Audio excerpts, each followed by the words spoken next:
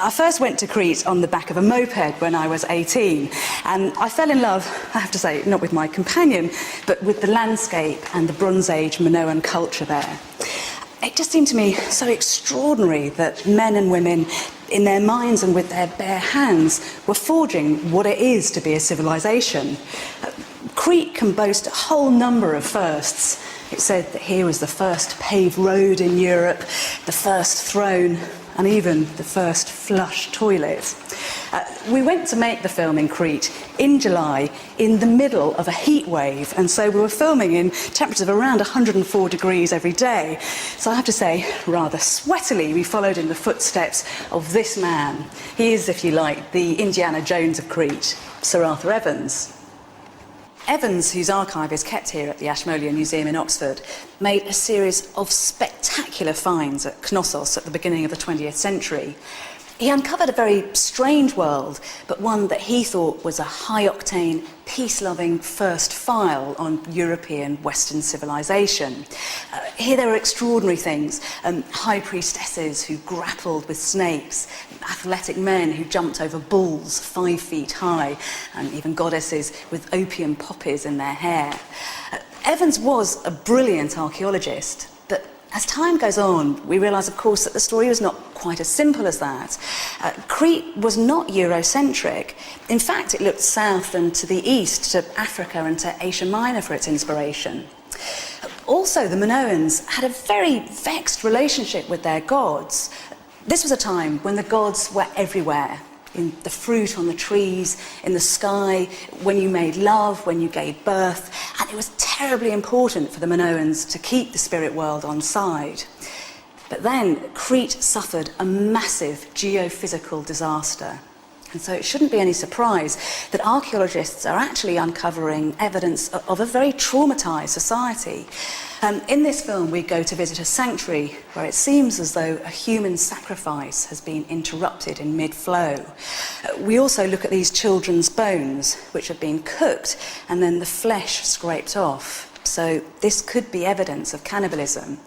As a historian, it felt that these were very important stories to tell, but actually as a person, they were very troubling things to deal with.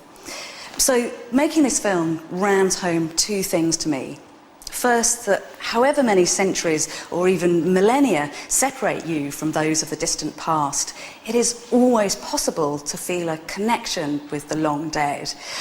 And also it reminded me that history is not a tablet of stone. We do not know the way it was. We can just try to grope our way towards the truth. Because history is not the study of the dead, but it's the study of something which is much more unpredictable and chameleon-like. It's a study of life.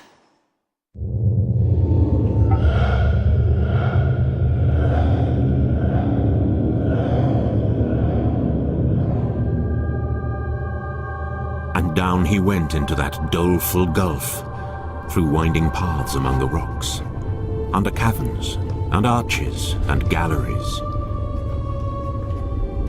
And he turned on the left hand and on the right hand till his head was dizzy. But all the while he held his clue. And when he saw him, he stopped a while, for he had never seen so strange a beast. His body was a man's, but his head was the head of a bull, and his teeth were the teeth of a lion, and with them he tore his prey. And when he saw Theseus, he roared, and he put his head down and rushed right at him.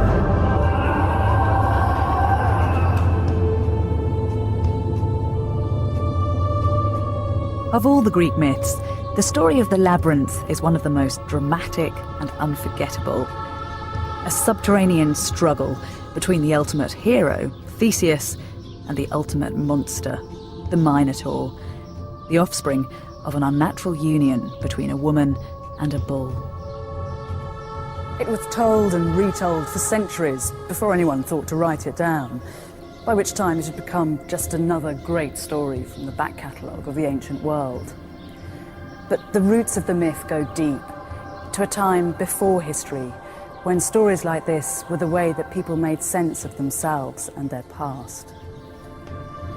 So where did the Greeks get the story of a flesh-eating bullman lurking in a dark, menacing labyrinth? To answer that question, you have to journey far into the past. 1,500 years before the Parthenon was built. Way before Homer's time. Back 5,000 years to an extraordinary time and place. To Bronze Age Crete and the island of the Minoans.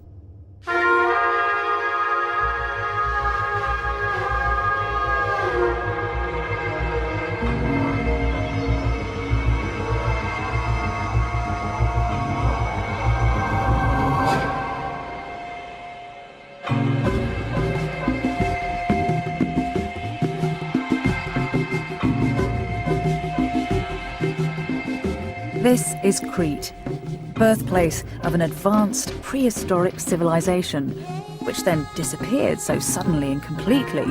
All that remained were half-remembered, half-invented fragments, the stuff of myth. There's something very seductive about the idea of a lost civilization, although it usually turns out just to have been misplaced. But when it comes to the inhabitants of Bronze Age Crete, it's remarkable to think that until just over 100 years ago, few suspected they existed. The Minotaur may have been a myth. These people were scarcely a rumour. And then, in a spectacular archaeological coup, its people, lost to history for thousands of years, were rediscovered and named the Minoans.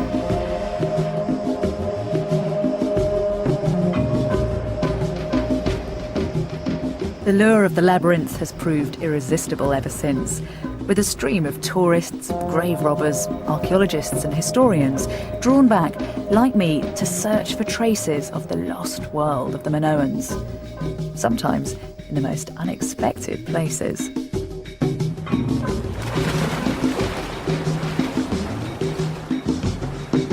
The picture that emerges is equally unexpected, and the journey I'm going on now will take us to the very heart of this strange world, where sophistication and culture exist side by side with blood and terror, where beauty walks hand in hand with the beast.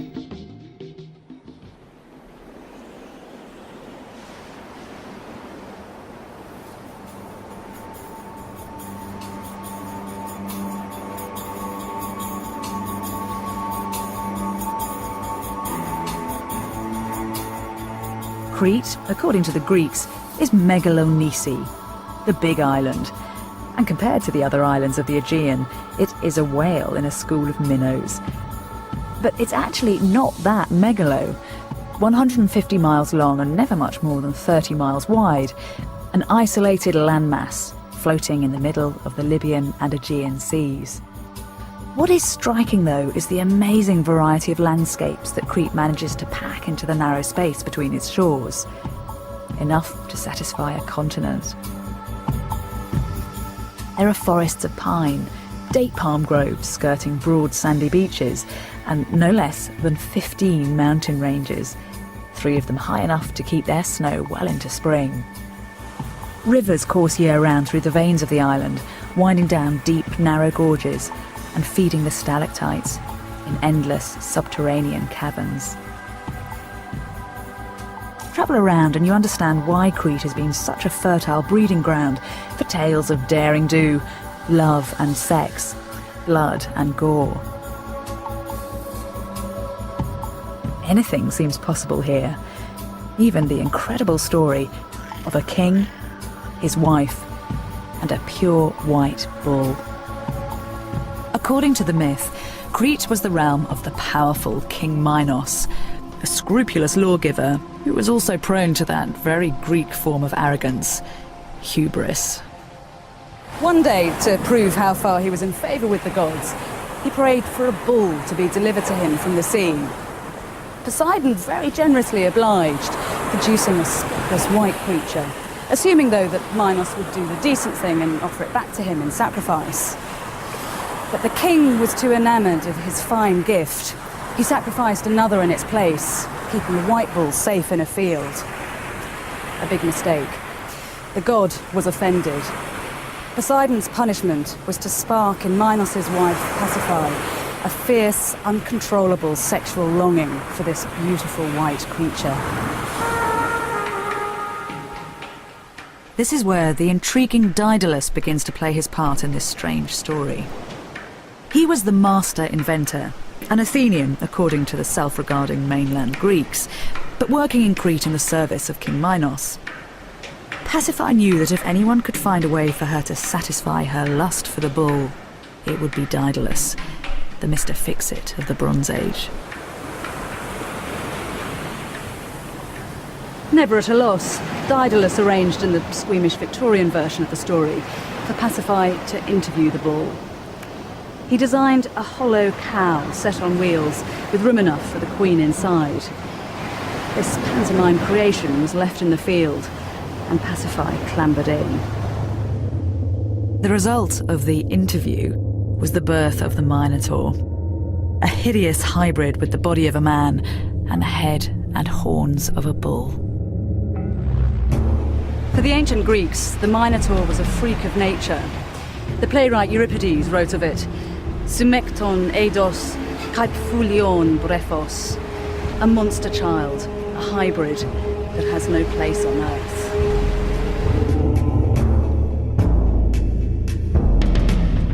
And so, the story goes that Daedalus came to design a huge subterranean labyrinth to hide the shameful offspring of Minos' wife. And there, every 9 years, the tribute children, 7 youths and 7 maidens, would be brought from Athens to satiate the Minotaur's taste for human flesh.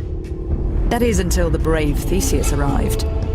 Minos' daughter, clever, beautiful Ariadne, was the keeper of the keys to the labyrinth, and with her help, Theseus set off to slay the beast.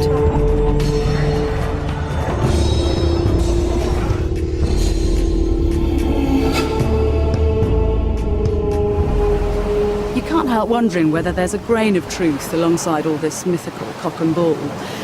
Whether the Athenian tribute speaks of a time when mainland Greece was under Crete's thumb, and the triumph of Theseus over the Minotaur points to the moment when the tables were turned.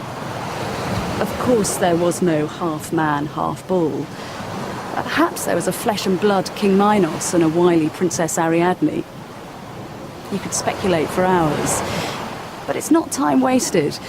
Nothing comes from nowhere, and some of the greatest archaeological discoveries were driven by the need to know whether myths had a historical leg to stand on.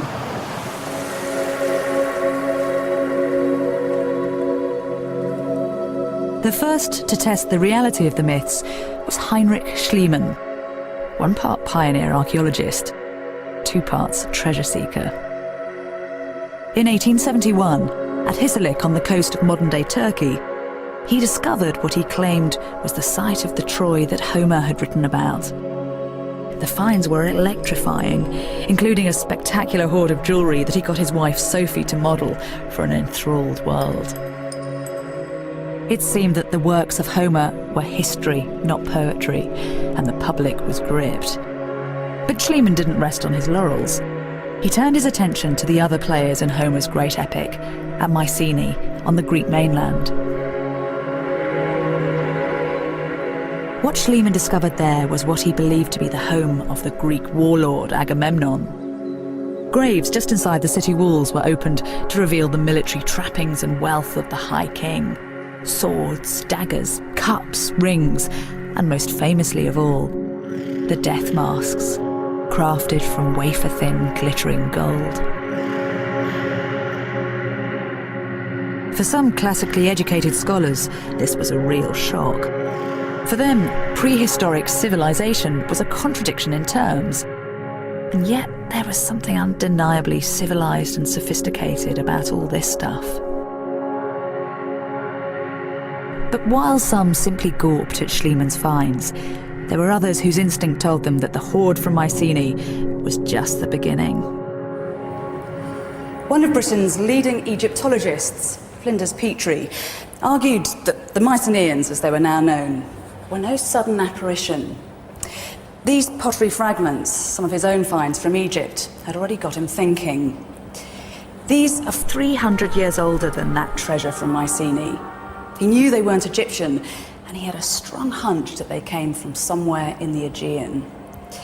Find the people that made these, Petrie said, and you'll find whoever it was that came before the Mycenaeans. And I bet they'll turn out to be Europe's first civilization.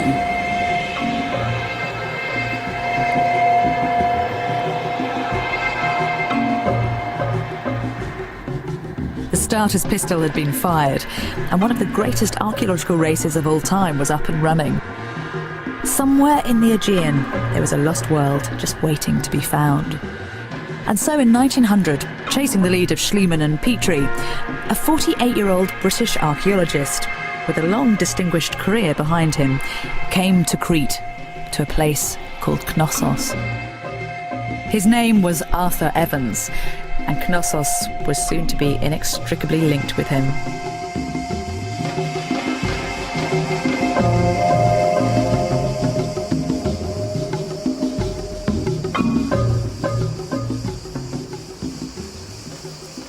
When Arthur Evans began digging here on the morning of March the 23rd, 1900, he could have given you a dozen sound archaeological reasons for picking the site. The place was littered with tantalising clues. Roman coins, pottery shards from Homer's time, ancient walls disappearing into the hillside. And then there were these exquisite prehistoric seal stones and rings that locals had been finding in the area for generations. Knossos was a site with a big label on it saying, "Excavate me."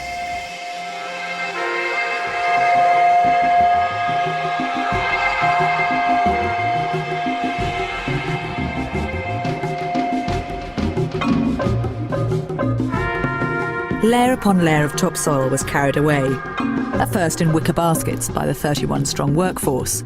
Then, 2 weeks later, as the size of the task dawned on Evans, by 100 men using iron wheelbarrows. And as the speed of the excavations picked up, so did the excitement. Evans sketched a plan of the emerging walls, with scrolled edges, like the pirates' maps in children's books, complete with an X to mark the spot where treasure had been found. The buildings they were uncovering here were far bigger and more complex than anything that Troy or Mycenae had to offer. Wherever they dug, they just seemed to go on and on. Cascading staircases, twisting corridors, a bewildering complement of rooms, some small and intimate, others elegant and imposing. This was a labyrinth, but far more than just a monster's cage.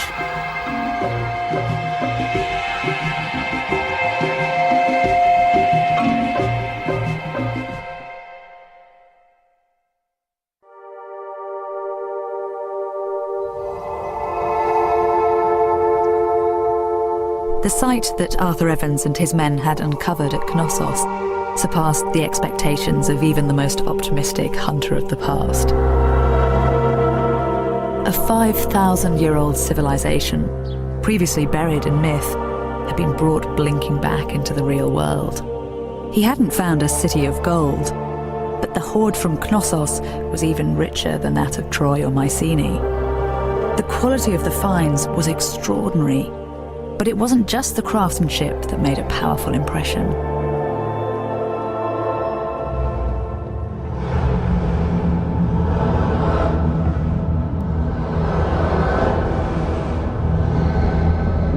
A month into the excavations, the men digging at the west entrance discovered a huge, imposing fresco fragment of a charging bull. It was life-size and lifelike, sculpted from lime plaster in high relief. Meeting this creature head-on as it emerged from the earth was a spine-chilling experience. As one of the workmen brushed back the soil to expose its flaring nostrils and sharp horns, he screamed out in terror, believing he disturbed a demon, or worse still, the devil himself.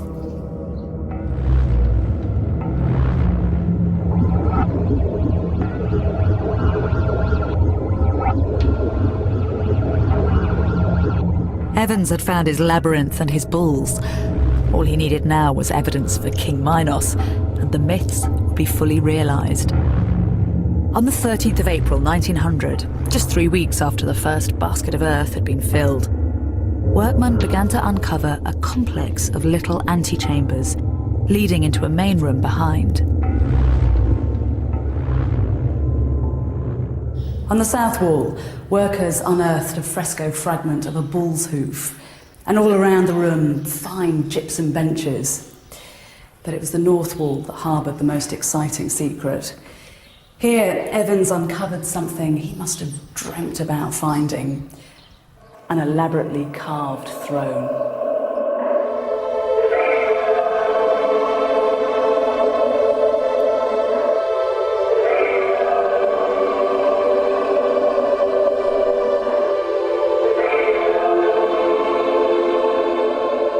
Harriet Boyd, a pioneering young American archaeologist, was lucky enough to be with Evans when the throne was revealed. In her journal notes, she described the moment of discovery. Intense excitement, she wrote, as a workman removed the last earth from the oldest throne in Europe, and the stone chair stood forth intact. Evans toyed with the idea that this was the throne of Ariadne, apparently reasoning that the wide moulded seat was more suited to the ample buttocks of a woman. But before long, he was decided, and in a telegram to the Times, he announced the discovery of the throne of King Minos. The Minoans had arrived. The discovery of the throne was the culmination of years of dreaming. Evans later said it was as though he'd been given an open sesame, and a prehistoric civilization beyond his wildest imaginings had appeared from a crack in the earth.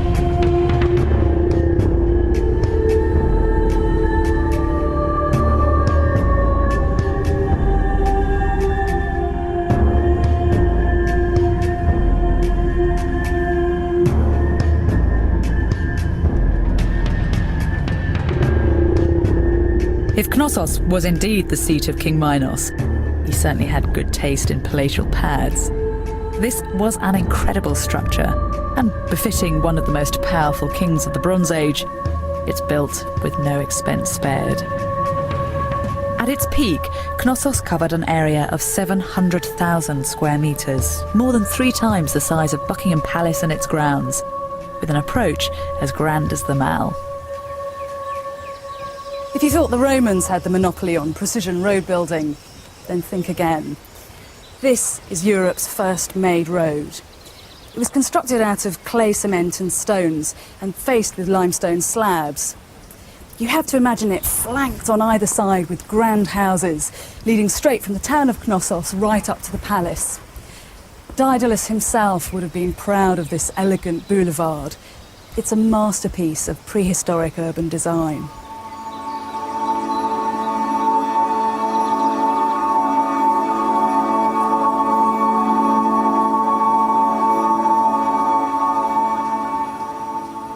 At the risk of sounding like an estate agent, the palace boasts an impressive array of original features. Hinge doors, drainage systems, and what Evans famously described as a flush toilet. Another first for the Minoans.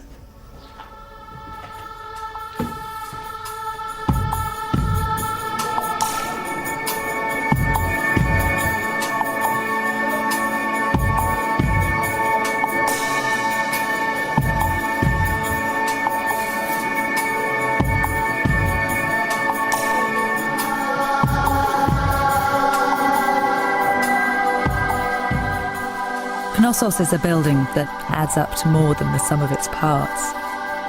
You feel you're being taken on a journey that's been expressly designed to beguile and seduce, as well as bewilder and confuse. You find yourself in gorgeous stone-clad rooms, and then walking past rows of pithoi, man-size Alibaba jars in dark, sunken storerooms. Each of the 7 or 8 separate entrances feels like it's reserved for a different occasion. Some for privileged access, some, like here at the north entrance, for immediate, awe-inspiring impact.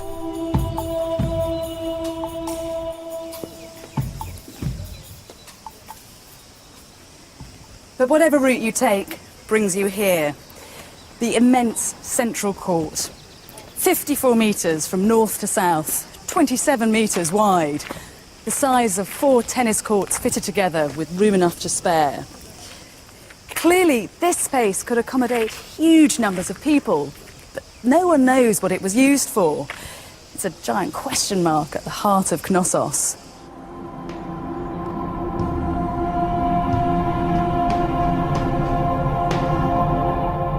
Archaeologists are still trying to solve the riddle of this enigmatic space. But the most enduring theory is also the most dramatic, that the central court was the stage for a spectacular religious ritual.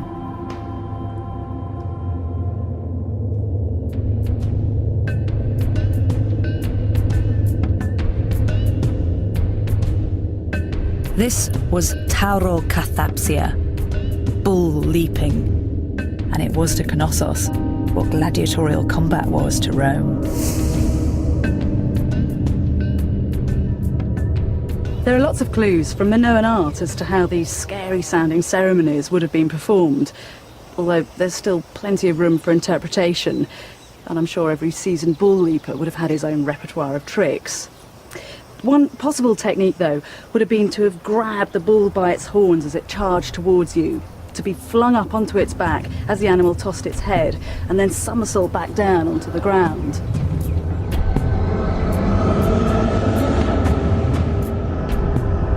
Whoever pulled off these crazy stunts must have been fantastically strong and supple, especially bearing in mind the sheer size of these animals, because these were crossbreed aurochs, particularly foul-tempered, standing 6 foot high at the shoulder and with a horn span to match. Aurochs have been extinct for nearly 4 centuries, so just try to imagine being in the presence of a beast whose hoofprint is the size of a man's head.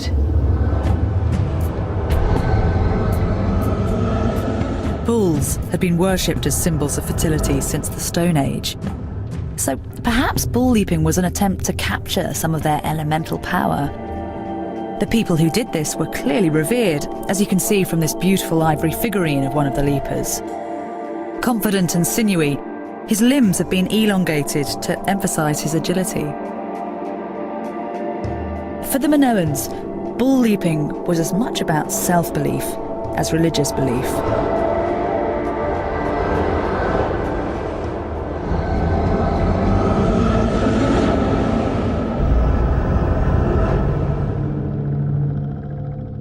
You should think of the bull as an honoured guest, the king of the beasts invited to the palace, an envoy from the natural world.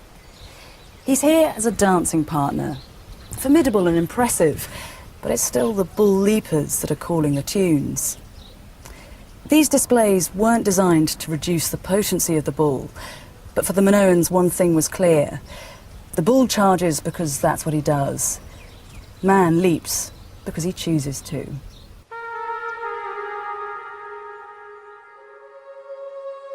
But it wasn't just in the bull leaping ritual that the Minoans revelled in their intimacy with the natural world. Their art is infused with the same spirit of self-confidence and daring. It seems there was no style they wouldn't try, no materials they wouldn't use, no technique too complicated to employ. It's almost as though once the Minoans realised what humans were capable of, they couldn't stop themselves. They became addicted to creating.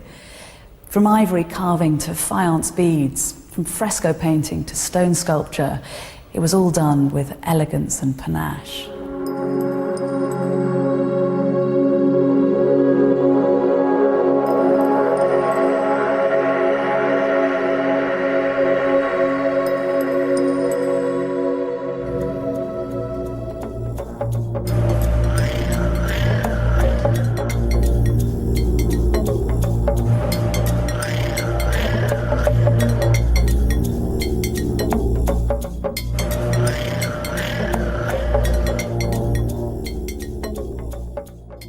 Minoan artists took their cue from the natural world, but they weren't its slavish imitators.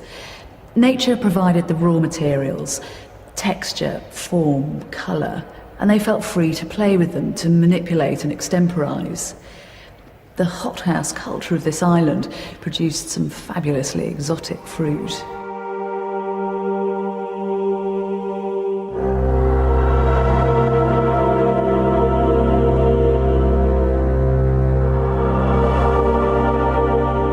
These eggshell-thin cups are called Kamari's ware, named after the cave where many examples were found.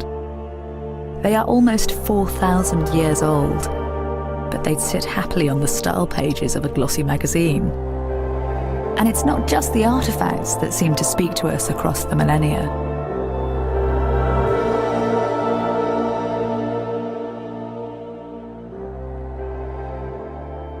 The recovery of this fresco fragment during the second season at Knossos is one of the most charming of all the stories to have come out of the dig.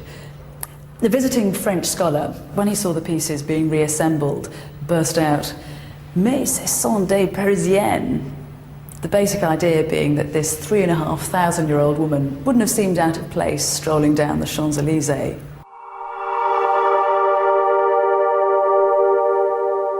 For Evans, La Parisienne, as she became known, was the perfect Minoan. Refined, sophisticated, strangely modern, and above all, European. Right from the start, he'd believed that the prehistoric cultures of Greece and the Aegean were different from contemporary cultures of Egypt and the Middle East. Knossos and its artistic riches had only served to strengthen this impression. The culture of the Minoans, he said, expressed a free and independent spirit. Independent, that is, of the powerful pull of the other cities and kingdoms of the Eastern Mediterranean. Evans pictured his Minoans as lords and masters of their own island culture, able to keep the rest of the world at arm's length.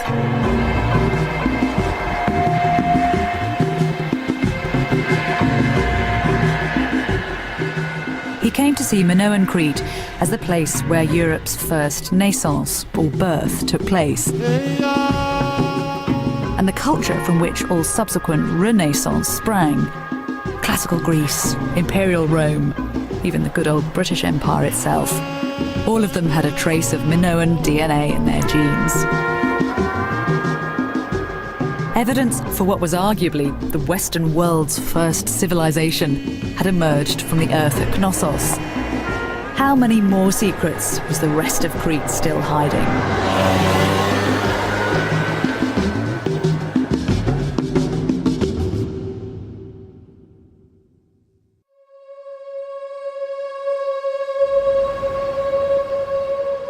While Evans' worker ants continued to pick over the bones of Knossos, other archaeologists went Minoan hunting elsewhere on the island.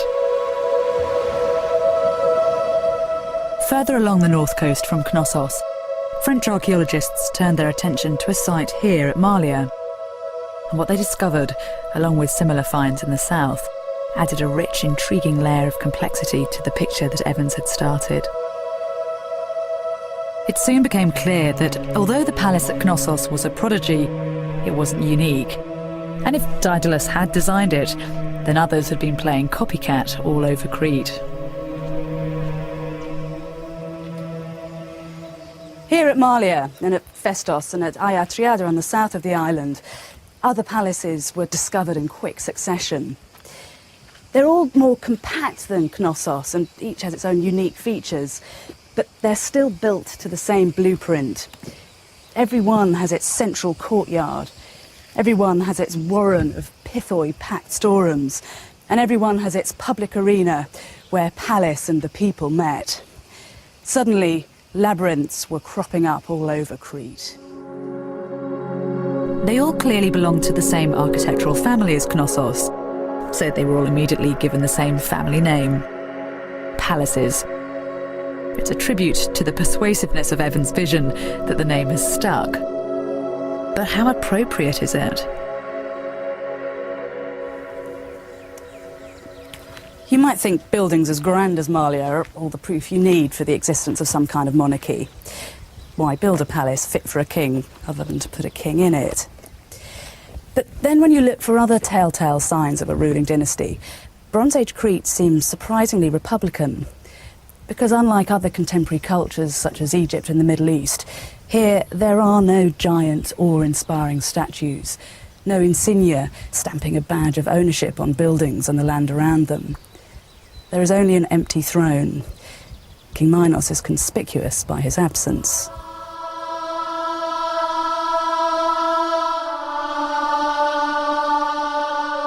When Minoans are shown performing some kind of public function, they usually share the stage with others, suggesting power is also shared.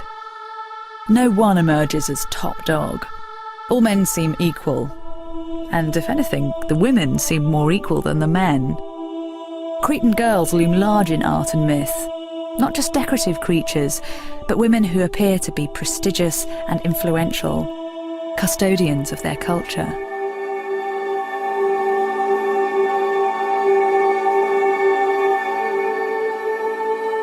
But however prominent women are, the overriding atmosphere in the palaces is unexpectedly corporate and anonymous. So maybe Malia and Knossos weren't palaces at all, but places where the Minoan people came together to exercise their collective power. And as soon as you manage to put the seductive vision of kings and princesses to one corner of your mind, the possibilities are endless. What I'm reminded of when I visit the palaces are monasteries. Just imagine those powerful institutions with one foot in heaven and one foot planted very firmly in the real world. Alongside the abbeys and shrines, there were workshops and offices, turning out anything from illuminated manuscripts to potent liqueurs. The surrounding farmlands would have been worked by the people, but the fruits of their labour belonged to the monastery. The palaces, too, may have functioned as granaries for the gods and festival halls, in which the harvests could be stored and the generosity of the gods honoured. Like other Bronze Age cultures, the Minoans relied on the food that they could grow to survive.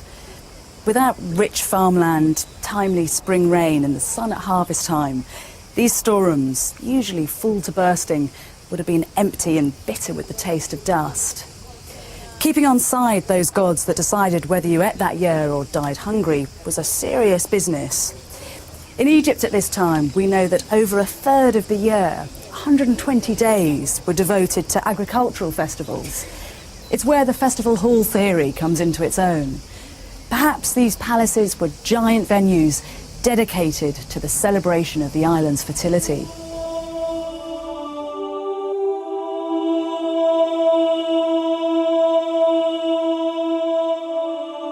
On this beautiful vase, you can sense both the relief and the joy in the faces of the harvesters as they carry symbolic sheaves from the fields, singing and laughing.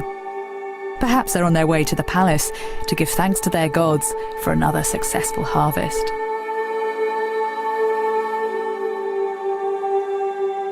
In a world of palaces and frescoes and beautiful artefacts, it's easy to overlook the ordinary Minoans, who would have been kept far too busy to worry about the finer points of bull leaping.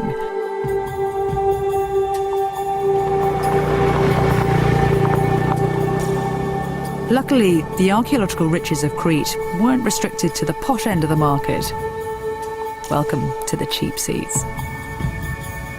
While grand buildings like Knossos and Festos were being excavated, Harriet Boyd, the American archaeologist, was exploring a site at Gorniar that has told us a huge amount about Minoan Crete beyond the palaces.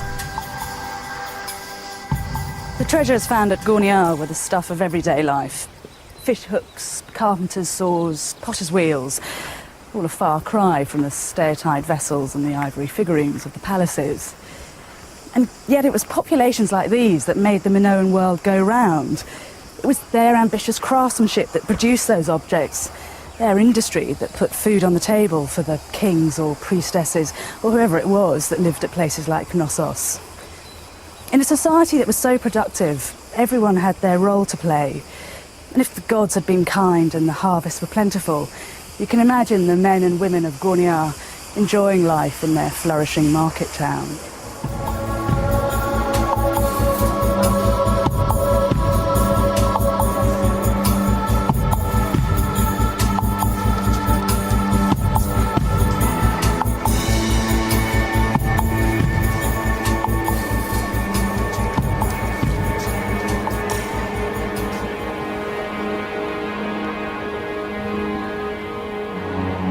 We can even visualise the kind of homes the inhabitants of Gorniar might have lived in. This 3,000-year-old clay model of a house is amazingly detailed. It seems that the houses had no more than 5 small rooms on the ground level, basements for storage, and an open flat roof. No doubt the prime spot to get some relief from the heat and increase the chances of a good night's sleep. Most of the houses at Gorniar would have been white, just like the picture postcard Greek villages of today. But fresco evidence suggests that some of the wealthier homes would have been given a subtle colour wash. The palette was taken direct from the landscape, and the pigments would have come straight out of the earth. Yellow ochres and red oxides that would have given you everything from a delicate pink to a rich chocolate brown. I'd have loved to have seen Gornia back then, the watercolour painting clinging to its hillside, looking out across the sea.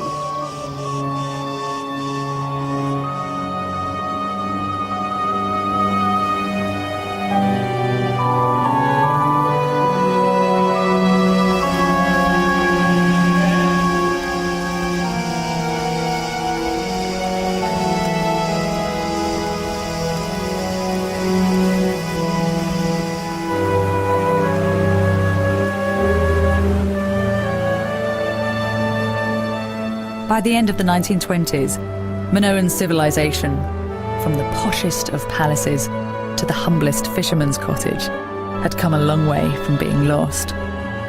But whatever extra details archaeologists like Boyd added, the master plan belonged to Evans. He'd been the first to enter the Labyrinth.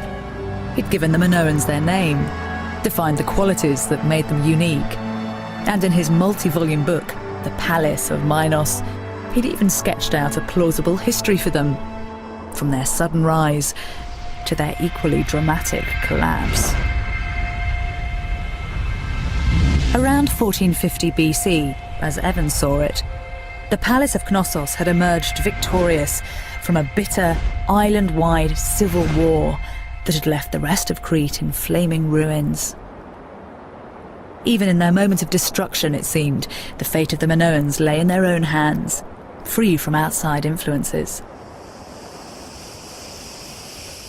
Arthur Evans was a brilliant archaeologist, and he was a showman. His version of the Minoans was made up of spade work, observation, intuition, and flights of fancy.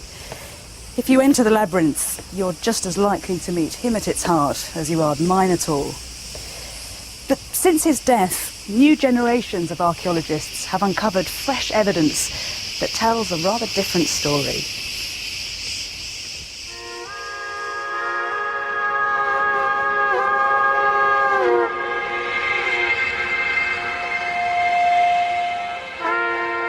When Arthur Evans died, the jigsaw puzzle of Minoan Crete appeared to have been completed, apart from one piece that he never found a place for. Alongside the beautiful frescoes and vases, what he discovered at Knossos were thousands of small clay tablets covered in different kinds of writing. He saw endless possibilities running across their marked surfaces. If he could just decipher them, he'd break a silence that had lasted for thousands of years. Evans named these different scripts, rather prosaically, Linear A and Linear B, and he was convinced that they were examples of a unique Minoan language, one that would prove beyond all doubt the Minoans' superior status as an independent island nation. In other words, Evans could give the Minoans their history.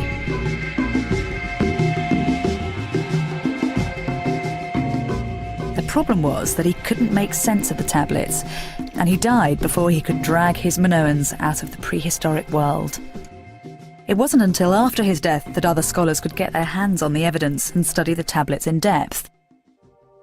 Even then, it took years for anyone to break the code. And when someone did, the archaeological world was in for a bit of a shock. When Michael Ventris heard Evans lecture as a schoolboy, he'd become driven by the desire to recover what he too was convinced was the lost language of the Minoans.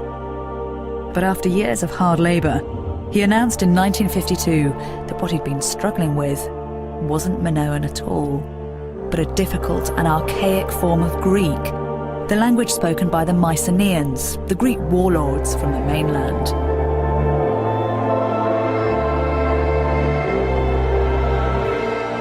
So suddenly, the great fires of 1450 BC began to make more sense.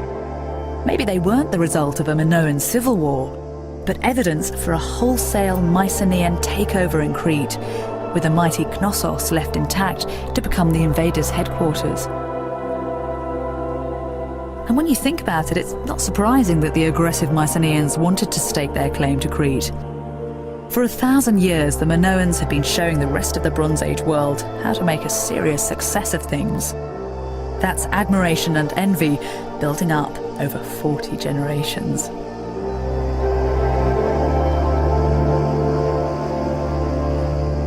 What eventually made the Minoans vulnerable to a Mycenaean coup is still the subject of heated archaeological debate. But however they got here, it seems they were here. Johnny-come-latelys, usurping control for the last 200 years of a civilization that had been up and running for thousands. The Mycenaeans took up the trappings of Minoan culture with relish and no little respect, but inevitably they changed things. This tomb is of a type entirely new to the island, the monument of a warrior culture, a fortified treasure house, here to assert clan prestige and individual honour, alien concepts to the Minoans.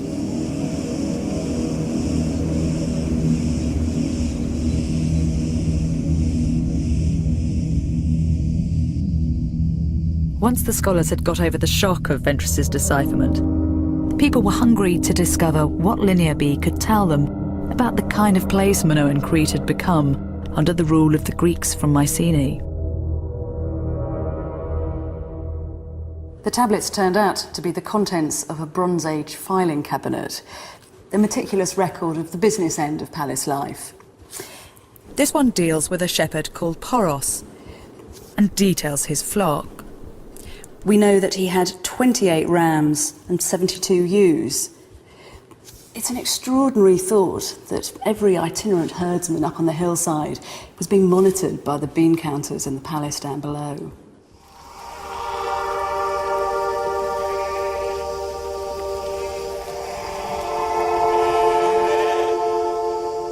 It's not a grand history, but it still short-circuits you straight into the lives of the people. There are references to bronzesmiths, bakers and farmers, and even the individual names of oxen: dusky, noisy and spotty. We also get a glimpse of loftier beings, some of the gods and goddesses worshipped at places like Knossos. A number of the tablets record offerings to the religious powers. Here, there are 2 litres of olive oil offered to Pipituna, an early Minoan goddess. Down here you can see that there are 12 given to all the other gods, and the lucky priestess of the winds gets 36. Clearly, worship had its bureaucratic side too.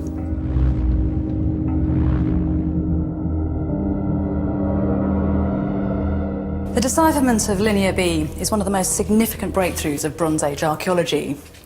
But Linear A still remains a stubborn mystery. Most experts reckon this is the unique Minoan language that Evans was searching for. And if the work that's being done on it ever does succeed, it could unlock as many secrets as the richest of Crete's excavations.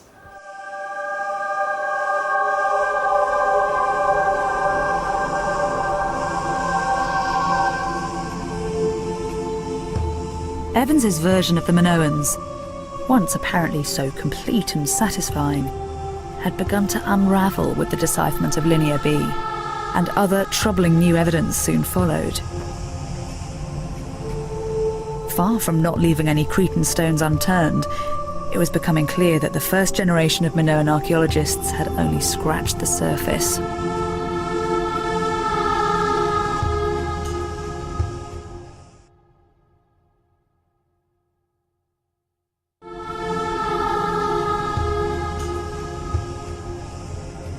This is Anima Spilia, the Cave of the Winds, a small sanctuary about half an hour's drive from Knossos.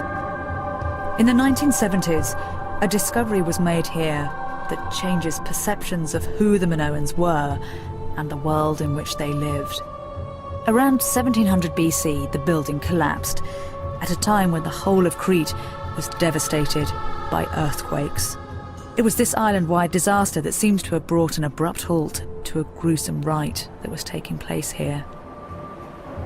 Over there was the skeleton of a boy, aged between 17 and 18, lying on his side on some kind of an altar. His body was trussed up, and on his bones had been laid a bronze dagger. The weapon, presumably, that had cut his carotid artery, because this young man had bled to death before the buildings collapsed.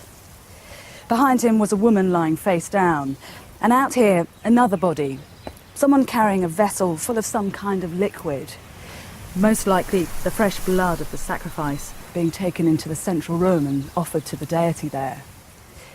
Inside there was one more corpse, a man lying face up next to the sacrificial victim, aged between about 47 and 48, taller than average, and on the little finger of his left hand, a ring made of silver and iron. Back in the Bronze Age, iron was exotic and highly prized, so this was someone of high status. The priest, perhaps, who was conducting the sacrifice as the walls came tumbling down.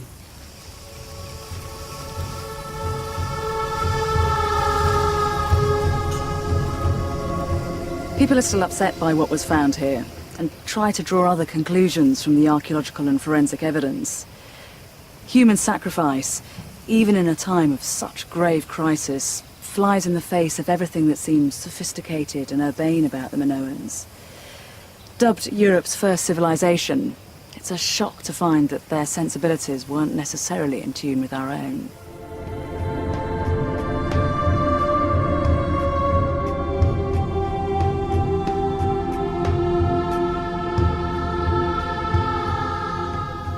But the ancient Greeks wouldn't have been shocked. When they told stories of Crete, 1,000 years after the sacrifice at Anemispilia, they were dark and bloody. For them, this wasn't just the workshop of Daedalus, the court of King Minos and Ariadne. This was the Minotaur's realm, the man-eating monster whose dark labyrinth was the foundation on which all those glittering palaces stood.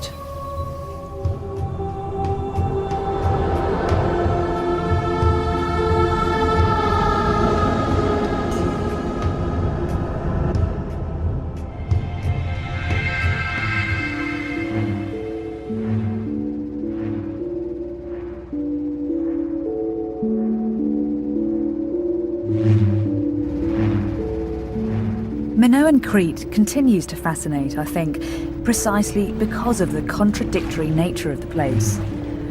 But where should we look for the origins of this unique culture? And what influences fed its growth?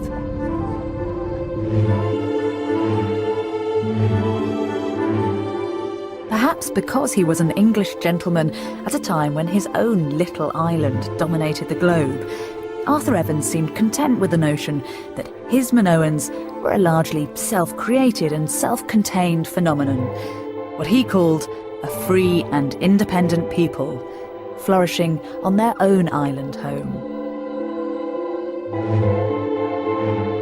But the days of an empire on which the sun never sets are long gone, and slowly but surely the new discoveries have helped to transform our understanding of the Minoans, enriching Evans' first draft with fascinating layers of complexity.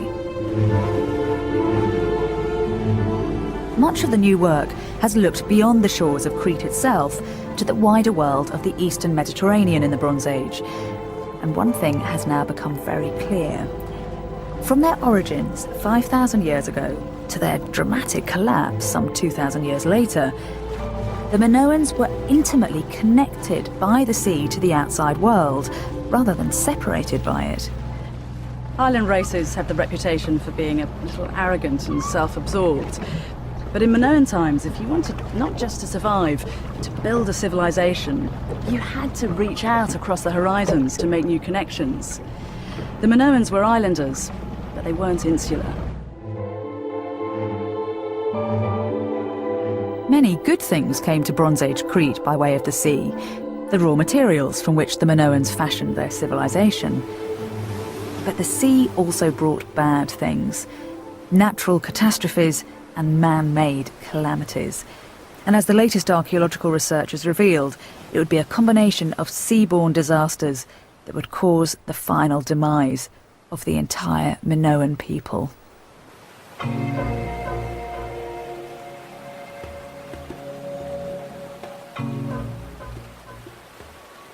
This is Moklos, a tiny humpbacked island moored off the north coast of Crete.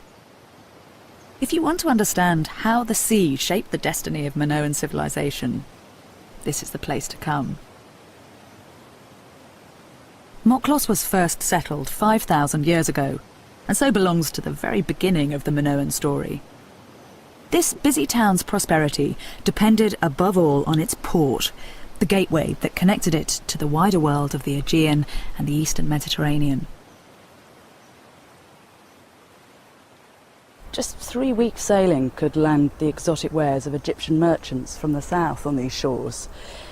Next stop east is Cyprus, and beyond that, the Old Testament ports of Tyre, Byblos and Sidon. Head due north and you hit the Greek mainland and the great ancient city of Mycenae. This was a prehistoric trade centre and provided welcome dry land and a good meal for the travelling salesman of the sea. Little wonder that Crete has been called a stepping stone for the continents.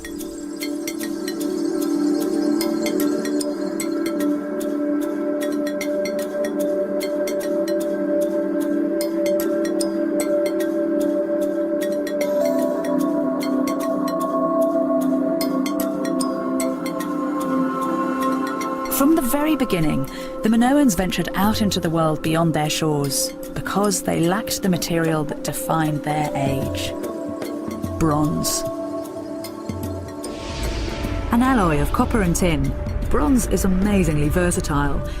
You can use it to make anything, from a precision stone cutter to an 8-foot two-man saw. It was to the Minoans what the microchip is to us, the technology on which the progress of their civilization depended.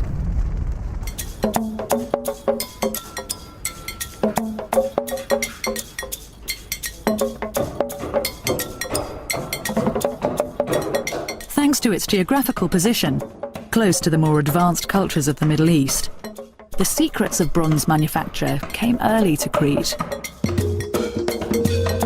It was probably introduced by migrants from Cilicia, present-day Turkey, some 5,000 years ago, 1,000 years before it arrived in Britain. Though they weren't natives, these settlers can claim to be the first Minoans, an advance guard from the future whose arrival put Crete one step ahead in the civilization stakes. But without regular supplies of copper and tin, Minoan Crete was in danger of slipping back into the Stone Age. There was only one option: to take to the seas.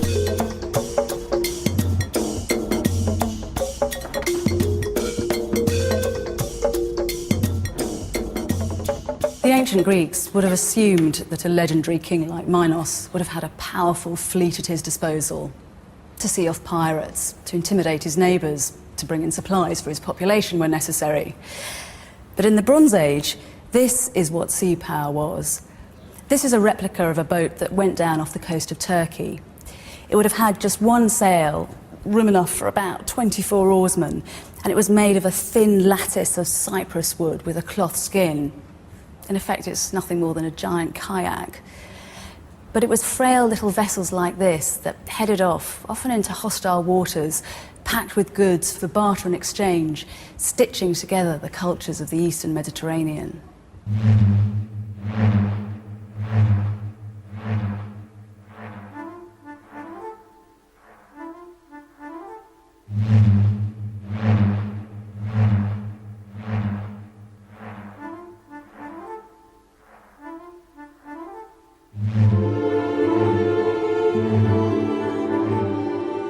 When they set sail in search of copper and tin, the Minoans became players on the world stage. One of the frustrating things about them is the fact that they've left us little or nothing in the way of written records. But that doesn't mean that they left no historical trace. The cultures they came in contact with knew them and recorded them too. Think yourself back to some time in the middle of the 15th century BC. Imagine you're leaving Crete and boarding an Aegean trading vessel heading south to Egypt. After just 21 days travelling, you arrive at the Nile. there, you pick up a barge and continue your journey to Thebes. And when you arrive, you're presented with a picture of the Minoans that's very different from the one painted by Arthur Evans.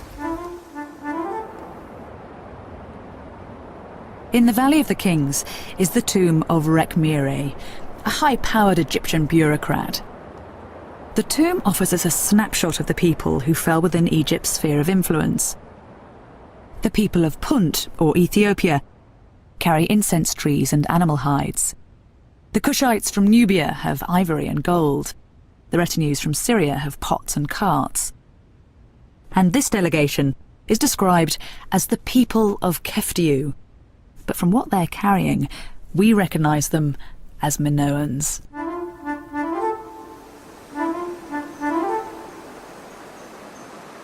The tomb of Rekhmire forces you to rethink your mental map, starting with the names. Keftiu rather than Minoans, since that seems to be the name that the Bronze Age Cretans used to describe themselves. And rather than thinking of Crete as a southeastern birthplace of Europe, we should think of it as a northwesterly extension of what we now call the Middle East. To understand the world of the Keftiu, you have to remember Egypt. Its huge temples, its elaborate religious rituals, its animal-headed gods. You have to bear in mind the Crete that appears in the Old Testament, described as the land of the Kaftor. Think of those first cities in the Euphrates Valley where urban life began. Bureaucracy, town planning, writing, where bulls and bull-headed men were central to religious cult. Elements of all these civilizations resurface in Crete, but transformed by the potent alchemy of the Minoans. Judging from the Cretan products on display in Rekhmire's tomb, and from other evidence, the Minoans specialised in the production of the desirable rather than the strictly useful. Deluxe pottery, cosmetics, fancy metalwork, and, in one recorded case, a pair of fine leather boots. They made a name for themselves by taking everyday objects and giving them an unmistakable Minoan spin, doing to the products of the Bronze Age what the Japanese would later do to electronics.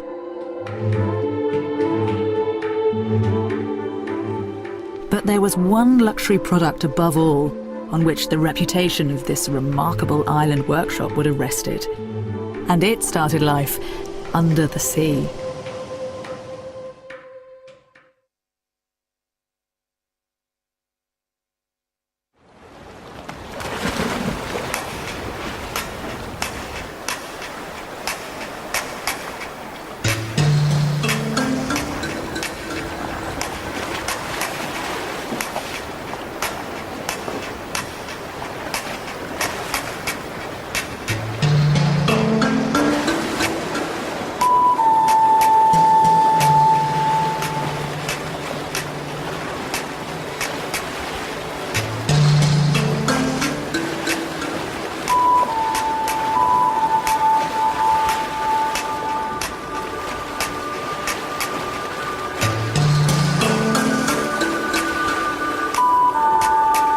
This charmless little mollusk is a murex, a sea snail that feeds off rotting flesh, hence the disgusting smell that you're very lucky not to be experiencing directly.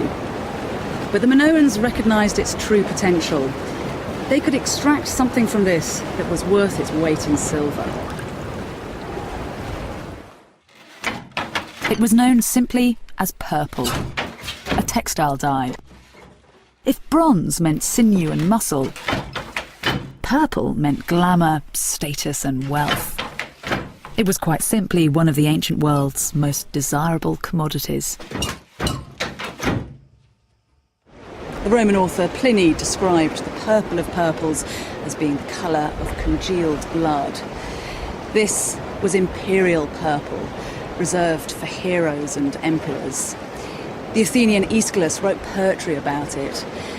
Polleis pupuras is ageron kerkida, purple ooze, precious as silver.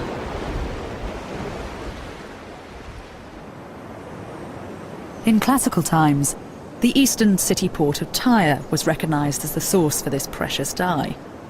But recent archaeological work suggests that centuries before, the Minoans might well have pioneered the production of purple. Archaeologists working here at the port of Commos found hundreds of murex dating back to the early Minoan period, many of them with a tiny, precise hole in the shell. Now, this hole isn't man-made, but mollusk-made.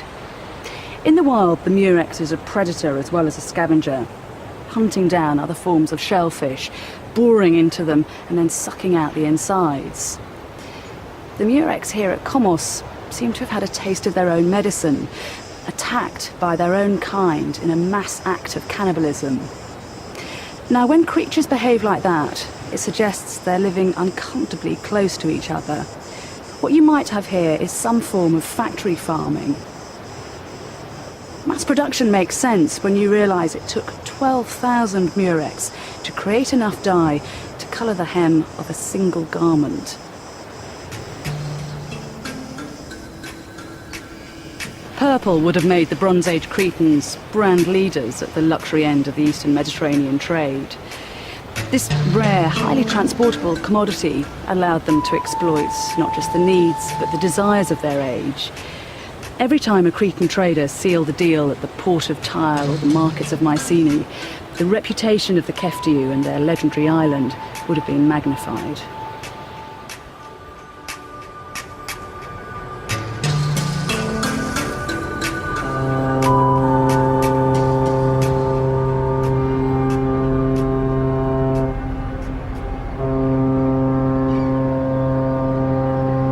But it wasn't just products that were crossing the seas.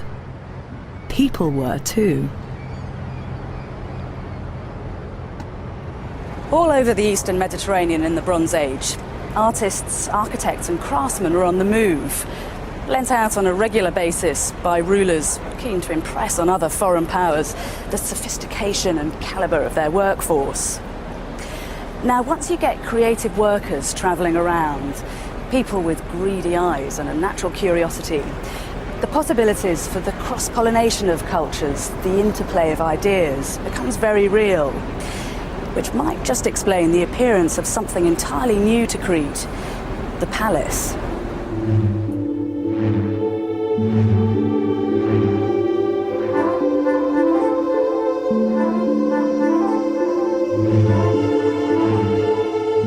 The arrival of these extraordinary and enigmatic buildings, 1,000 years or so after the introduction of bronze to the island, marks another significant milestone in the evolution of Minoan culture. So far, palaces have been identified at Knossos and Malia on the north coast, at Zakros in the east, and here at Festos in the south. And archaeologists reckon they're on the scent of 2 or 3 more. Each has its own individual features, but they're all variations on the same basic theme of the labyrinth. But who wrote the original?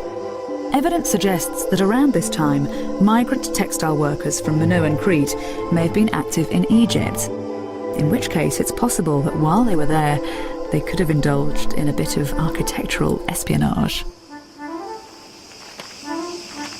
The Cretans weren't the first to have a labyrinth. It's thought that honour belongs to the Egyptian kings, who built a maze-like tomb near Crocodipolis, the city of crocodiles. The Egyptian labyrinth no longer exists, but it was described by an awestruck Herodotus, the Greek historian who paid it a visit sometime in the 5th century BC.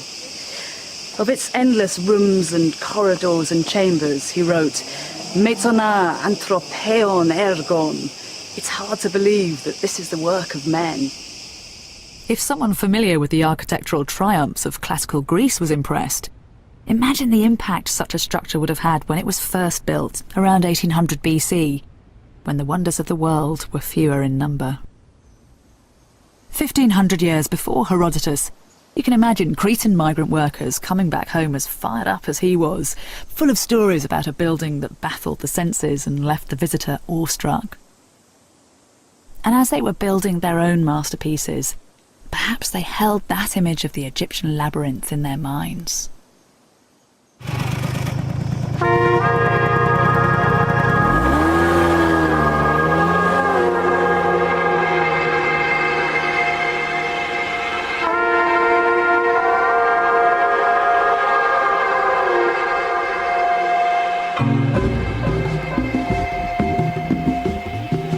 might have been wiser for the Minoans to study structural engineering rather than honing their fancy design skills, because Crete is earthquake country.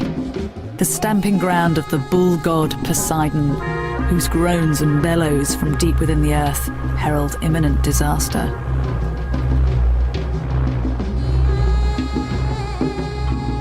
Around 1700 BC, 200 years after they were built, the first palaces were destroyed in a series of devastating earthquakes. If pleasing the gods was part of the reason for building them, the gods didn't stay pleased for long. It says a lot for the resilience of the Cretans that within 50 years of the calamity, they built new palaces on the site of the old ones, bigger and better than those that had been destroyed.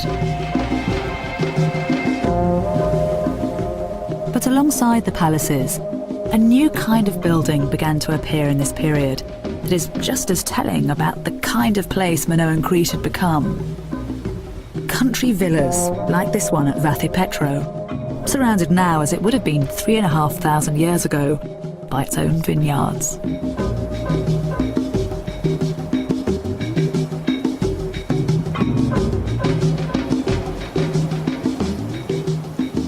Crete in the Bronze Age was often a troubled and unstable place, rocked by natural disasters, and not immune to man-made ones either. But if you'd been able to come here, to Vathipetro around 1600 BC, you would have tasted the good life. Because this was the Minoan Golden Age. The gods were on form, the island was behaving itself. You could have relaxed a little, enjoyed the fruits of your civilization.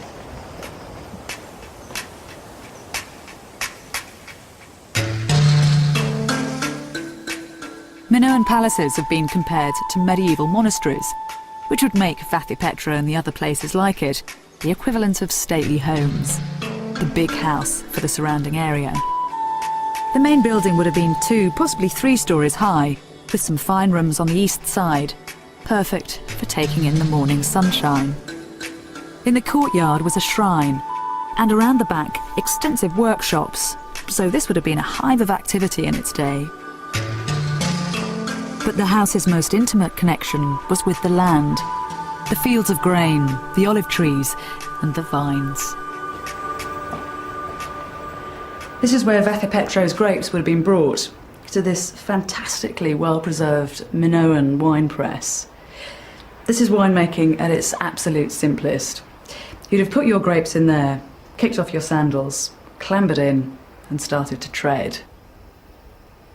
This region still produces good wine, so it's quite possible that back then Vathipetro was the toast of the island.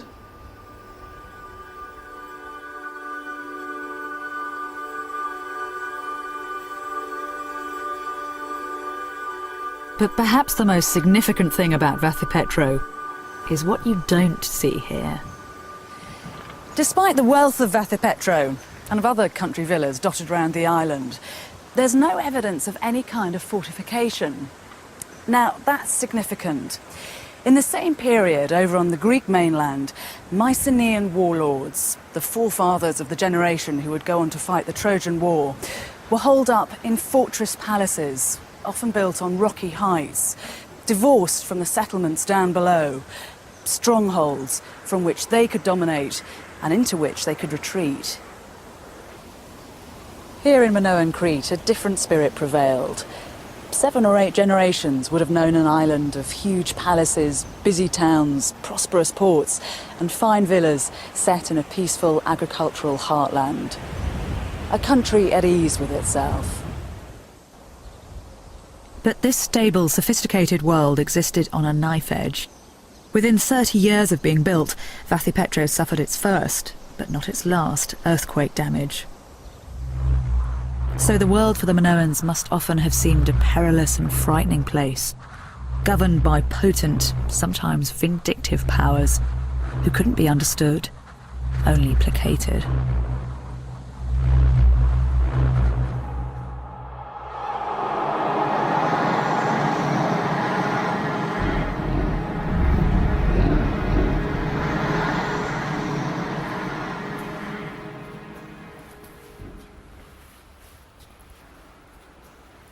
This is the presiding spirit of Minoan Crete in its golden age, its icon and its pin-up girl, the snake goddess.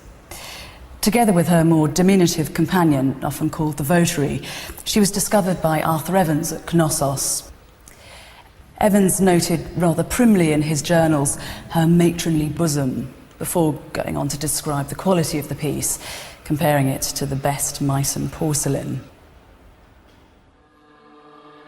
The goddess and her votary make a handsome duo, with their fancy, fashionable clothes, their makeup and their jewellery. But all the fine craftsmanship in the world can't disguise the fact something elemental and wild is going on here.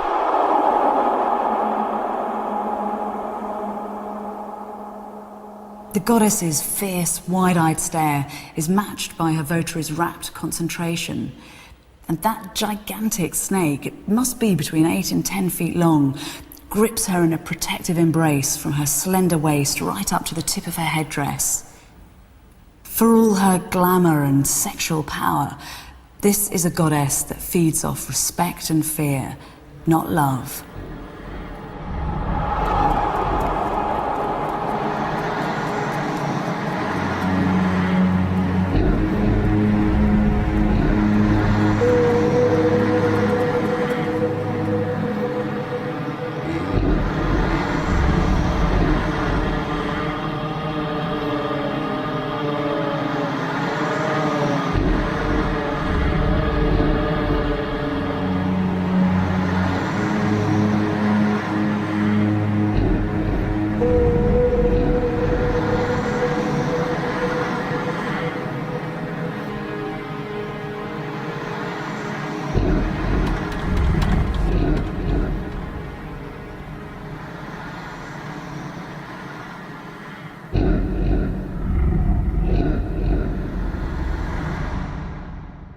The precise details of Minoan beliefs and rituals have been lost, but tantalising clues remain in seal stones and signet rings, widely used in Minoan Crete as stamps of ownership and identity, and even, it's been speculated, the Bronze Age equivalent of a credit card.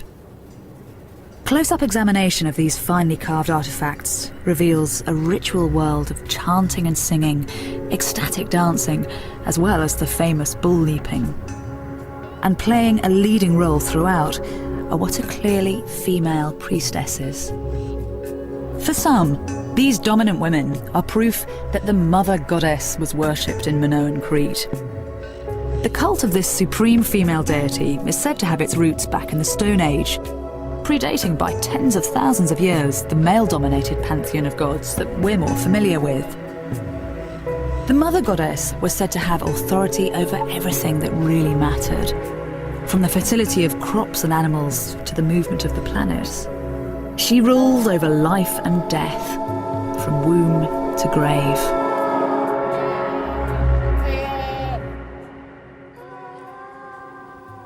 The existence of one top female god is pretty hotly disputed these days. What seems much more likely is that the island was crammed with a whole host of nature goddesses, each with her own particular area of responsibility, bringing the rain, ripening the corn, keeping those terrifying earthquakes in check. The priestesses were their earthly representatives and may even have had some kind of economic control over the exploitation and distribution of their bounty, a powerful position to be in. But you have to remember in the Bronze Age that man's relationship with nature was much more about negotiation than exploitation. When it took just 2 bad harvests to wipe out your entire food supplies, you'd have been a fool to take Earth's plenty for granted. So, led by their elegant priestesses, the Minoans would have spent a great deal of time and energy wooing and placating the powers that be.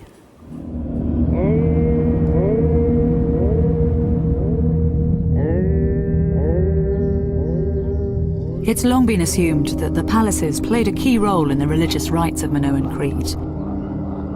But there were other kinds of religious experience on offer. Less polished perhaps, but just as intense.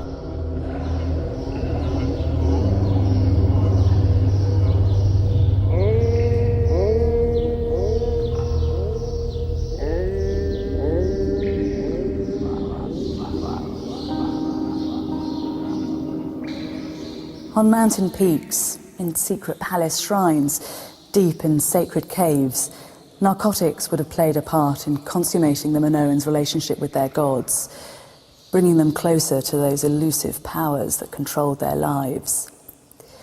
One effigy of a blank-eyed goddess has the seed heads of poppies in her diadem, already split open, waiting for the opium to be extracted.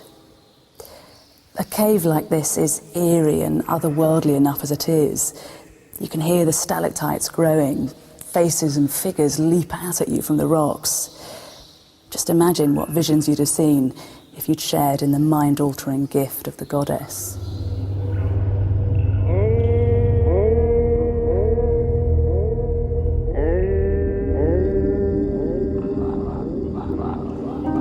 Scatino is a place where religious experience would have been raw and intense, where faith was dosed with fanaticism, where followers became true believers. But what happened to those true believers when things started to go wrong? When the deities in whom they'd invested so much suddenly appeared no longer to care? The Minoans were soon to find out.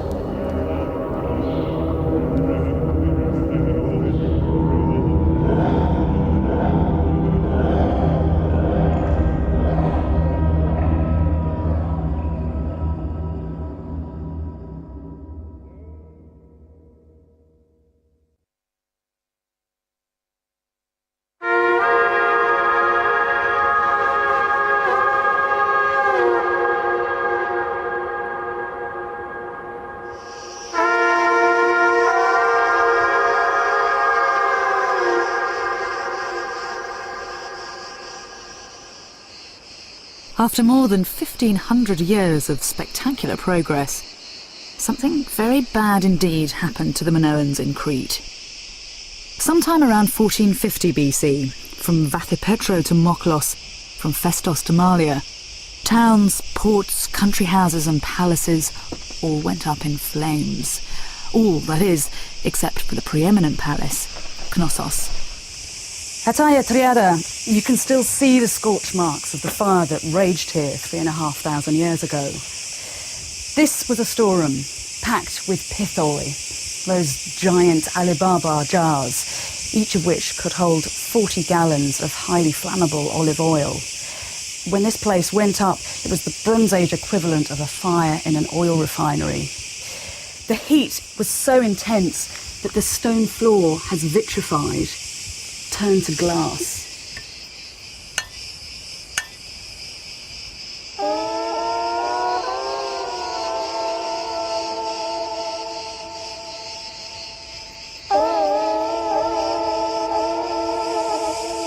The thing about the fire here and the fires at all the other sites is that these were no accident. At Zakros, a little palace in the far east of the island, someone even went to the trouble of sawing off the necks of the pithoi so that the oil could ignite more easily. But what could have provoked these carefully planned acts of arson? And what lay behind this island-wide catastrophe?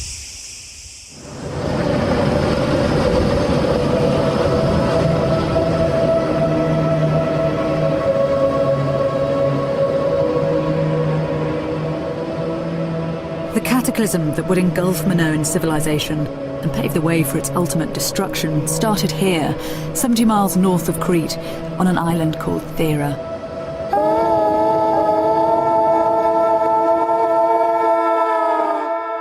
Thera is the southernmost of the Greek Cycladic islands, perfectly placed to act as a middleman for the trade routes that ran north from Crete to the Greek mainland and across to the coasts of Asia Minor. The Therans weren't Minoans, but they were under the spell of Minoan culture. Their pottery, their houses, their way of life all followed a pattern set by the big island to the south. Thera had grown fat on the profits of Bronze Age haulage, but its prosperity was built on shaky foundations, because the island of Thera is one big volcano. At some point around 1530 BC, the island began to stir. First came a series of earthquakes, so severe that most of the towns had to be abandoned. But the gods were just getting warmed up. A few months later, things got really nasty.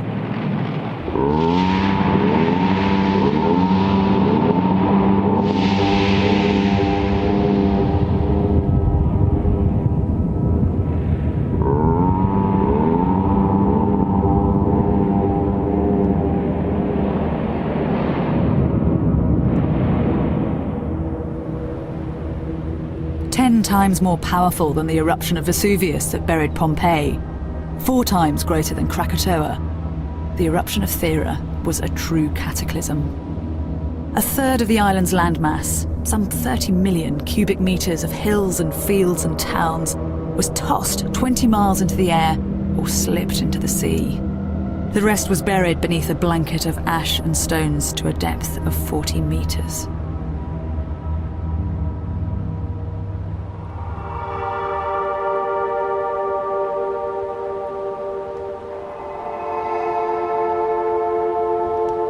It's just 70 miles from Thera's crater to the north coast of Crete, and so the Minoans had ringside seats for the death of their island neighbour. First they would have heard the earth tremors, distant, unmistakable, and all too horribly familiar. Mother Nature throwing another tantrum. But after the tremors, something new and disturbing. A dark stain spreading over the northern horizon, the volcano stoking itself up for the grand finale. And when the eruption finally came, it would have been like an atom bomb going off, the afterglow visible from Crete's peak sanctuaries. But the gods weren't finished yet. Now it was the Minoans' turn to feel their anger. Centuries later, a Roman traveller was eyewitness to the after effects of seismic activity in this part of the world. He described how the sea hauled itself back from the shore, leaving, in the abyss of the deep, sea creatures stuck fast in the slime. It must have been a ghastly and unnatural sight, but it was merely a prelude to what happened just minutes later. At first, a low, distant roar, growing louder all the time, and then a wall of water racing towards you at the speed of an express train.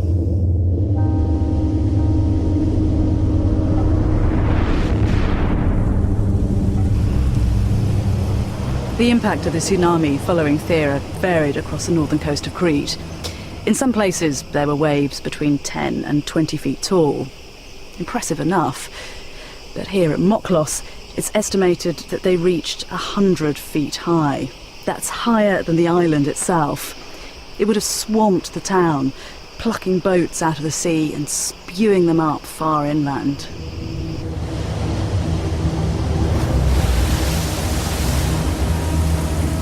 The eruption of Thera is one of those epoch-making catastrophes that can change the course of human history. But for the Minoans, this wasn't apocalypse now. The effects of Thera on Crete would be played out over a period of some 90 years. Not a sudden execution, but a slow, painful death.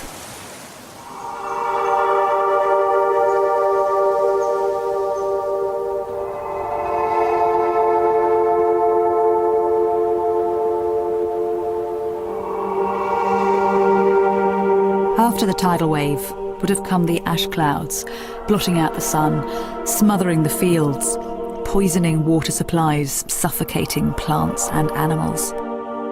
The effects would have varied across the island, with the east the worst hit. But farming in the Bronze Age was a fragile affair, and it wouldn't have taken much to jeopardise the harvest. If the effects of Thera were as profound as many believe, widespread famine would have marked the beginning of a long and troubled era for Crete. Ultimately, it would pave the way for the violent climax of 1450 BC, when Nea Triada and other major centres of Minoan power went up in flames.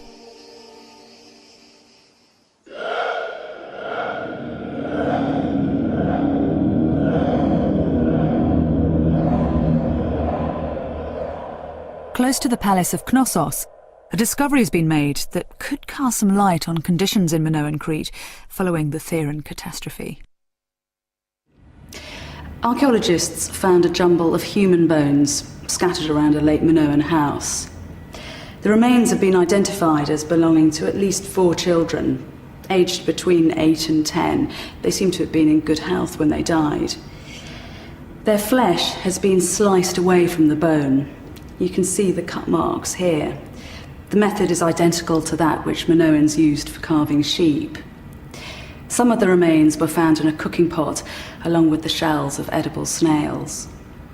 For many archaeologists, this is direct evidence of cannibalism, whether for ritual purposes or simply because the Minoans were starving. In the aftermath of Thera, a search for scapegoats seems highly likely. And it wasn't just humans who might have been on the receiving end of people's anger. When the snake goddess and her follower were discovered at Knossos, they'd been broken into pieces before being interred in an underfloor vault. Perhaps this was how the Minoans negotiated the delicate business of decommissioning a once powerful deity whose protective force had apparently deserted her, carefully disposing of her like radioactive waste.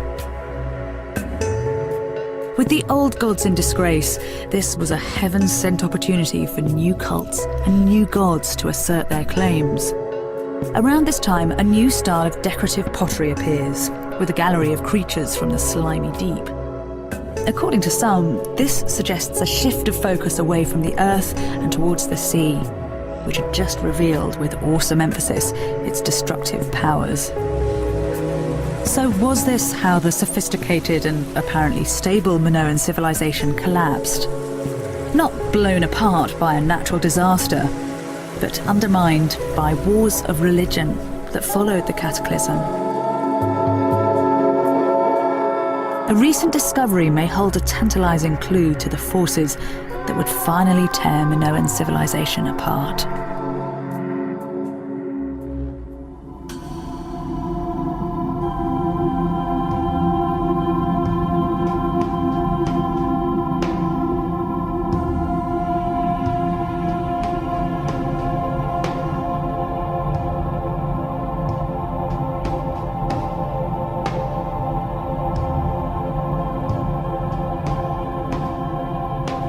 I think this has to be one of the most poignant and beautiful artifacts to have been discovered in Crete. He's called a kouros, which means a boy. He would have been decorated with rock crystal and gold, and his body is made of hippopotamus ivory. The choice of that material, which was valuable and exotic, combined with his stance, which is sublime, yet with a quiet power, suggests that what we have here is no mere boy. This is a boy god.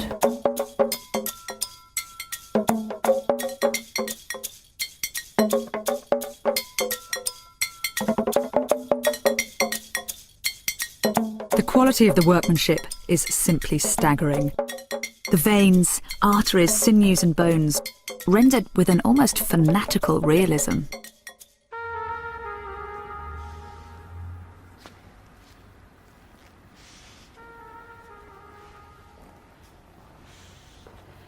But of course, what strikes you first about the figure is its desecration. Those scorched, blackened limbs, the face sliced off, reminiscent of a Catholic saint in the English Reformation. And this boy has been symbolically and physically emasculated. His genitals are torn away.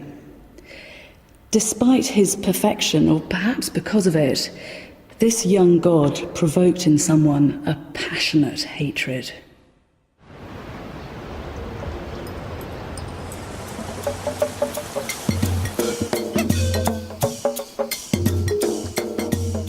The remains were found in Palakastro, an important Minoan town at the eastern end of Crete. The litter of burned fragments was scattered around a purpose-built shrine in which the kouros would have been displayed.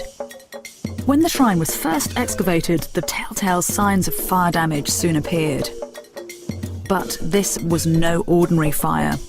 Like the one at Aya Triada, it was started deliberately. In fact, the fire's ferocity was intensified by blocking up doorways to create a through draft, like a blast furnace.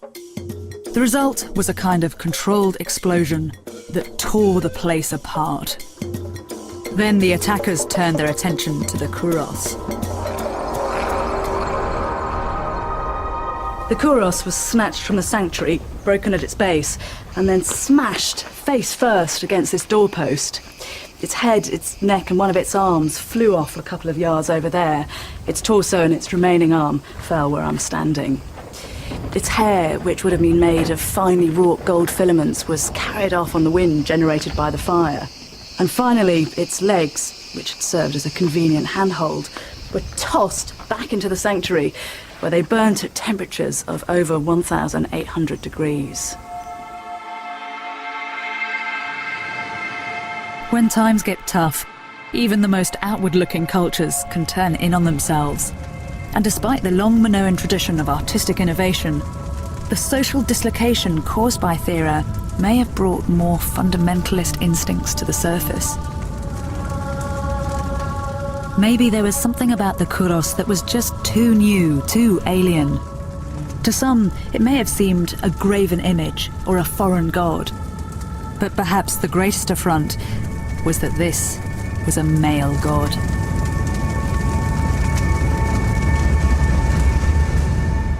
There may never have been a single mother goddess in Crete, but what's certain is that female goddesses and priestesses were highly visible and possibly even dominant. So what it seems to me is that the Kouros represents a breakaway cult.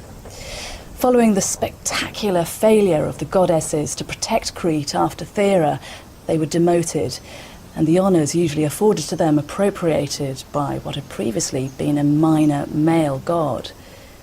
So what happened here at Palacastro could perhaps have been the revenge of scorned women against an upstart boy.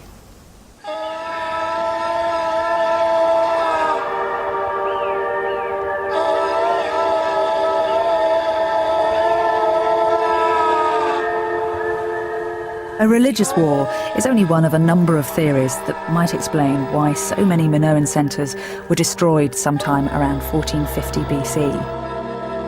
All we do know for sure is that by then, Greek-speaking Mycenaeans from the mainland were installed at Knossos. Whether they came as conquerors or simply stepped in to pick up the pieces isn't clear. But they were, in many ways, the last Minoans, rebuilding some of the ports and palaces that had been destroyed, putting the island back on its feet. For the next 2 centuries, the fortunes of the Minoans and the Mycenaeans were inextricably linked. According to Homer, one of the largest contingents of ships for the Mycenaean assault on Troy came from Crete. But if the islanders shared in the triumphs of the mainlanders, they would also share their fate. Around 1200 BC, Mycenaean power on the Greek mainland was destroyed. Massive tribal movements, slave revolts, civil war have all been blamed. But whatever it was that did for the Mycenaeans, it didn't confine itself to the mainland. Sooner or later it crossed the sea and found its way to Crete. The remnant of Minoan civilization was forced to take refuge in remote mountain hideouts like this one, Carfi. When we talk about the death of a civilization, it conjures up apocalyptic visions, tinged with flames and blood. But for the Minoans, the end came creeping in like a chill mist. In this bleak and inhospitable landscape, the final chapter of their amazing history would be written. Those refugees who first made their way up here in the troubled 12th century BC must have found very little to love about Carthi. No bull leaping or ecstatic dancing here. Just time to watch the clouds roll into the Lassithi plateau and spot the vultures circling in the skies overhead. And all the while anxiously scanning the horizon for any signs that the cataclysm which had enveloped the coast was feeling its way up to this mountainside hideout.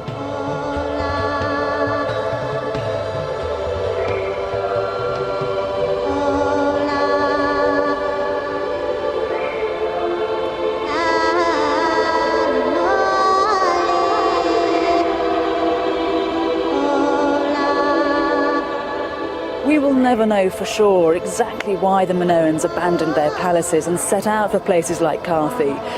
But what I think you can say with absolute certainty, standing here on the edge of the world, is that the people who came here were very, very scared. So scared that it would take 100 years before they dared to venture back down to the lowlands.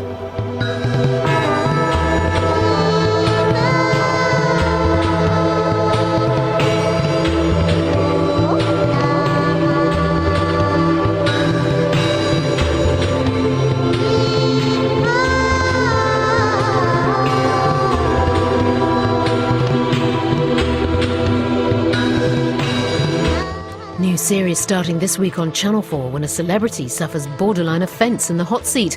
All tongue-in-cheek, mind you. Sharon Osbourne, a comedy roast tomorrow from 10. Next here, Digging Durham. Time Team.